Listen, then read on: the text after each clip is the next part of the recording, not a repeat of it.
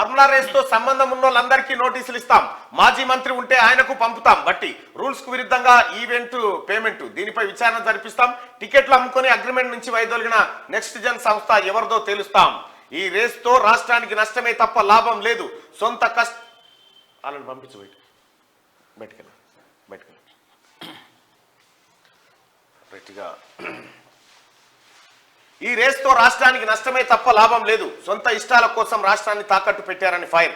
Formula ఈ race అక్రమాలతో సంబంధం ఉన్న వాళ్ళందరికీ నోటీసులు ఇస్తామని, ఇందులో మాజీ మంత్రి ప్రమేయం ఉంటే ఆయనకు నోటీసులు పంపిస్తామని డిప్యూటీ సీఎం బట్టి విక్రమార్క తెలిపారు. ఈ ఈవెంట్ కు సంబంధించిన పేమెంట్ బిజినెస్ రూల్స్ కు విరుద్ధంగా జరిగిందని, దీనిపై న్యాయ విచారణ జరిపించి కఠిన చర్యలు తీసుకుంటామని చెప్పారు. ఫిబ్రవరిలో నిర్వహించాలనుకున్న ఈ ఈవెంట్ కోసం గతంలో ఉన్న ట్రైపార్టీ అగ్రిమెంట్ ను కాదని, ఎన్నికల కోడ్ ఉన్న టైంలో బైపార్టీ అగ్రిమెంట్ ఎలా చేశారని కేటీ రామారావు అనేటోని బినామీ సంస్థలు ఎంటర్ అయిపోయి ఈ రేసింగ్ దందా పెట్టినాయి. కార్లు రేస్ అట హైదరాబాద్ లో రేసింగ్ జరిగితే ఎంత అద్భుతం. ఎవడెవడు అంటారు రారా నీ అమ్మ దొంగనా కొడుకులారా. వీడు అరవింద్ కుమార్ అంటోడు, కేటీ రామారావు అంటోడు మొత్తం ఈ రేసింగ్ లో పెట్టి దందా పెట్టి దొంగ కంపెనీలు పెట్టి పైసలు ఎత్తుకొని పోయారు. అడ్వాన్స్ 55 కోట్లు ఎత్తుకొని పోయాడు వాడు. ఇప్పుడు తెలిసిందిగా లెక్క బయటకు వస్తుంది కదా. ఇప్పుడైతే ఎవరి ఆనందం కోసం చూస్తూ అర్థం చేసుకోరి.